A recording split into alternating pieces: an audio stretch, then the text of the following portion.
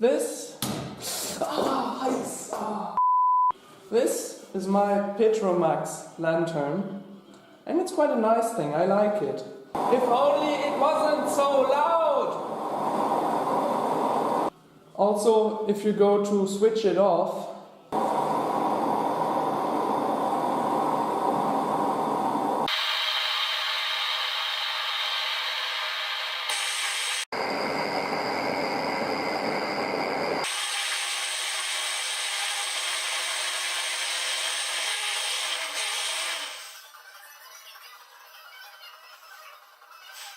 I suspect it's the gasket inside the vaporizer down in the bottom, which shuts the fuel supply off. Looks like this. And that rubber O-ring might just be shot after, I don't know how old it is, 60 years probably plus. That and some other things like this pump knob, which is just a soldered on screw, which really hurts your thumb when you're pumping it. In order to fix this lamp, I've ordered a bunch of parts, and among that is also a pump handle, at least on my list, but they didn't send it to me. So instead of waiting another week or so for the package to arrive, I'm just going to make my own one. And for that we're going to copy a standard pump handle like on this handle.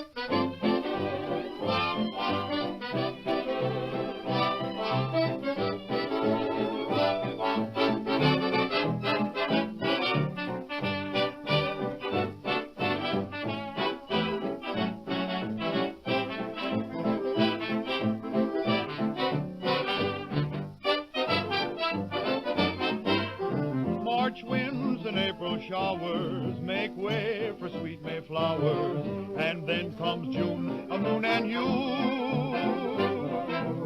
March winds and April showers, romance will soon be ours, an outdoor paradise for two. With your lips to mine, in a thrill divine, I'll be so inspired that I'll get you the moon for a toy balloon. Whoa, March winds and April showers make way for happy hours, and May time, June time, love time and you.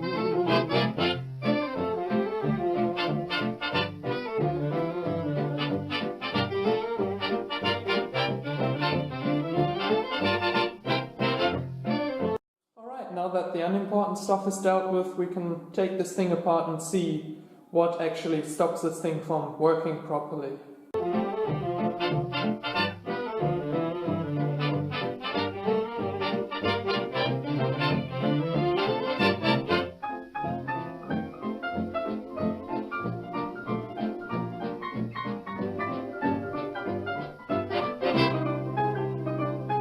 The burner of these things is a little bit different to your usual, for example, petrol-driven torch, in that it of course has a preheater circuit here. Basically what that means is that the lamp oil which is in here, which has a higher flame point, first travels around the burner flame and gets preheated before it actually shoots out the jet. Secondly, it doesn't have the typical nozzle and jet arrangement, or a taper needle which is pushed into a tapered seat, which seals the whole thing off. But actually, this thing up front here, which goes into the nozzle, just has a hair-thin piece of wire up there so that the nozzle can be poked free from deposits. You can see there is quite a bit of junk buildup in here, and there was also a lot of stuff in the tank, which of course easily gets shot into the nozzle and therefore seals it shut. Upon closer inspection you can see that the nozzle cleaner doesn't have its thin wire attached to it anymore. This is what a new part looks like, and you can see the hair-thin wire up top, which is able to go inside the nozzle and clean it free. These have a special triangular mount, so in order to remove it you also have to buy the corresponding key for it. I actually bought the jet and nozzle cleaner for the smaller model, the 150, in an attempt to make it a little bit more quiet. I don't need that much light, and it's quite annoying when it makes all that noise all the time. The actual sealing part in here is the valve down here, which is mostly a rubber O-ring being pressed against and lifted off a mating seat.